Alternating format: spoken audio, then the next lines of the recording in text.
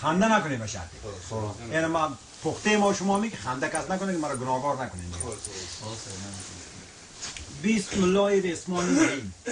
اعوذ ششتینان کالفطیر فستفتفون فی اخوخکم زرداغن انک ملی مرکب یتلقا، یعنی مرکز تلفن. نفسی نفیسه اشتالینگ تکه تکه لعنت به این لگلکه چردم کس دولپستان پیوست ابرو را برای جوان ریمیر لتکیر شخص کشات پیوست ابرو دادیم. به طریق اجابت و لجاجت قبولش کردید؟ بگو کردم. اکنون که شما دامادید به 125 نفر دادید. صاحب یک دیگ و یک کوله جامید، حتی یک جوجه مرغ را هم نگاهیدید. این 12 شرط زیلا قبول کنید. چه به اول که میزنید دردم و بردم نزنید، به کرد شلغم نزنید، روی قالین گلم نزنید، پایبند کردم نزنید، بالش را زیر کمرش ماندم نزنید، آسمان صندوقی هم نزنید، از 43 بار کم هم نزنید.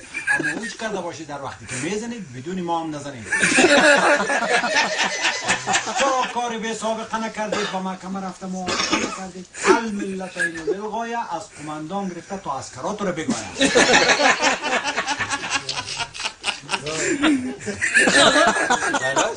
ایمان